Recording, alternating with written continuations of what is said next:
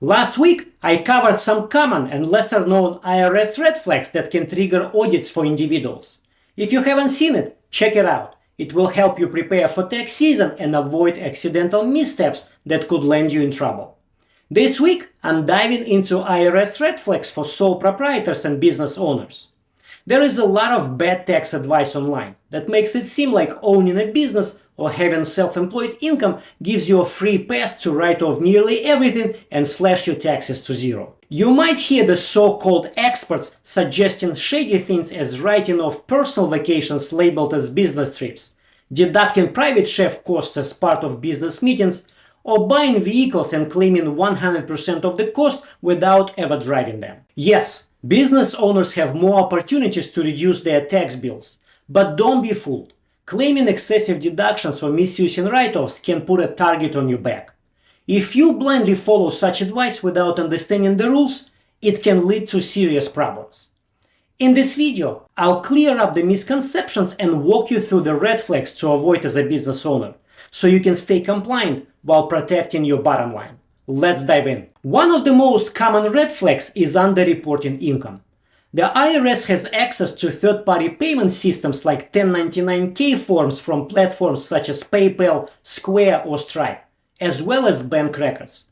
If your reported income does not align with these documents or industry benchmarks, it raises a red flag. Always ensure all income, whether through cash or digital means, is accurately reported. Speaking of compliance, payroll taxes are another area where small businesses often get tripped up.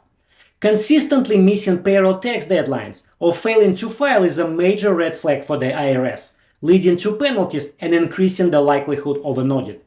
To mitigate this risk, ensure payroll taxes are filed accurately and on time using reliable systems, keeping detailed records and consulting professionals if needed. If you are running a business that deals heavily in cash, like restaurants, taxis, or small retail shops, the IRS will naturally keep a closer eye on you because they know that cash is harder to track. That's why meticulous record keeping is your best defense. Keep detailed logs of every dollar coming in and going out, and always file Form 8300 for cash transactions over $10,000. Trying to structure transactions to avoid the threshold, known as smurfing, can result in severe penalties. Another area to watch out for is how you classify your workers. Misclassifying employees as independent contractors to save on payroll taxes or labor costs is something the IRS takes very seriously. If you control what work is done and how it's done, that person is likely an employee, not a contractor. To stay compliant, follow IRS guidelines on worker classification, and don't forget to issue the appropriate forms, W-2 for employees and 1099 non-employee compensation for contractors. And if you hire independent contractors, keep detailed records of work they are doing for your business. Let's talk about expenses and losses. While it's tempting to write off as much as possible, excessive or inconsistent expenses can attract IRS attention.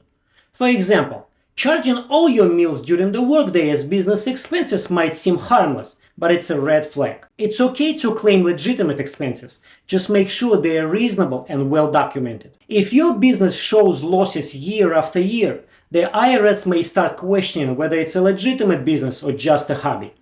They expect businesses to eventually turn a profit. To avoid raising suspicion, make sure you have thorough records and can demonstrate that your business operates with the intent to generate income. If you are self-employed, you might be inclined to classify personal expenses as business expenses on Schedule C. The IRS agents know that self-employed people frequently claim excessive deductions and don't report all their income. So before trying to write off that new smartphone you bought for work, think about how consistently reporting losses could raise red flags. The IRS could start questioning how your business stays afloat. Another important aspect of business losses is that they can be carried back or forward to different tax years. This is a widely used tax strategy, but if not handled correctly, it can catch the IRS's attention. Proper documentation is essential to demonstrate that your business losses are legitimate and comply with tax regulations. Now, it's important to talk about deductions because this is where the IRS loves to dig deeper. While they are a great way to reduce your taxable income, they must be reasonable and directly tied to your business.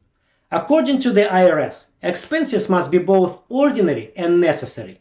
Claiming deductions far above what's typical for your industry can attract unwanted attention. For instance, writing off 75% of your income as business expenses is a major red flag, unless you can provide solid documentation. Overstating deductions for employee benefits like meals, entertainment, or travel is another common trigger. For example, claiming a trip to a tropical destination as a business meeting without clear documentation can invite an audit. Keep detailed records of who attended, the purpose of the trip, and how it relates to your business. Finally, let's dive into the buzzworthy Section 179 write-offs that are all over the internet. This provision allows businesses to deduct the full purchase price of qualifying equipment and software purchased or financed during the tax year. While the Section 179 write-offs isn't an automatic red flag, it can draw IRS scrutiny if misused. A popular tactic promoted by online bloggers is to buy a Range Rover or other heavy vehicles over 6,000 pounds and write off 100% of the cost in the year of purchase. But be cautious with this advice, as there are strict rules to follow. Specifically, the vehicle must be used for business purposes more than 50% of the time. And if you can't prove it, there is a very high chance that the IRS will knock on your door. On a related note, claiming 100% business use of a vehicle, especially if the vehicle is something like a sedan rather than a specialized business vehicle, is another red flag to be aware of. To take this deduction, you will need to keep detailed mileage logs showing how the vehicle is used for business versus personal purposes.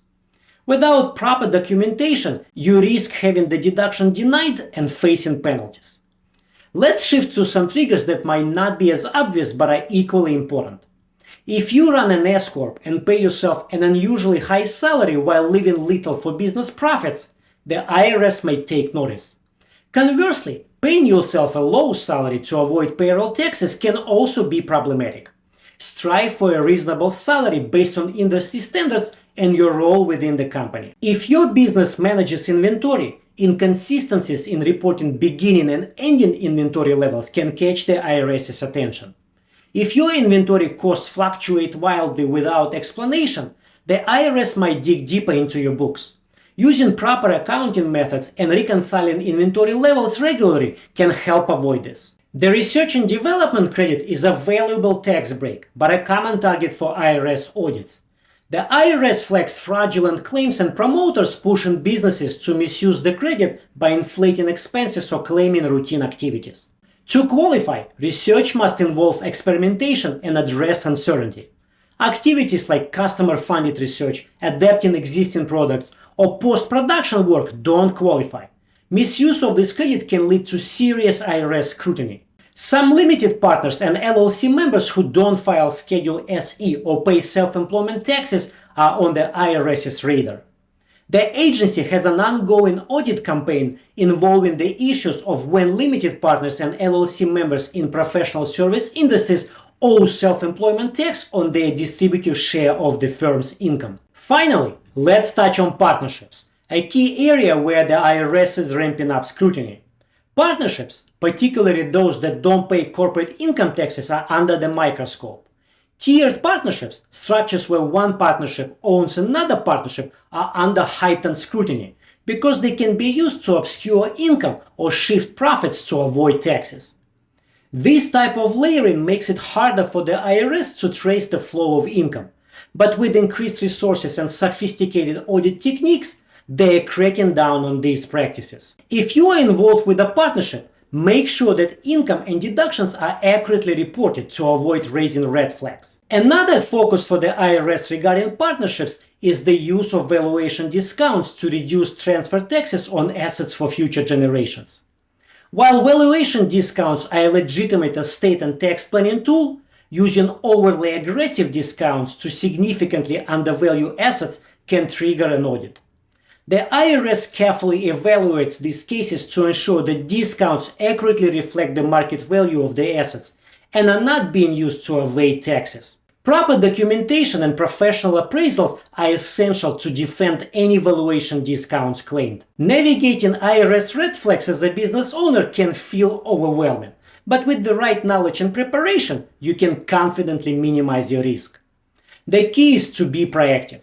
Report all income accurately, file payroll taxes on time, and ensure deductions and losses are well documented and within the boundaries of IRS rules. Don't be tempted by flashy online advice or shortcuts that promise big savings but come with big risks. That's all for today. If you found this video helpful, please give it a thumbs up and subscribe to my channel for more insights on estate and tax planning strategies designed to protect your wealth and maximize what you leave to your heirs. And if you have any questions, please feel free to schedule a meeting below or visiting us at www.lestna.com. Thanks for watching.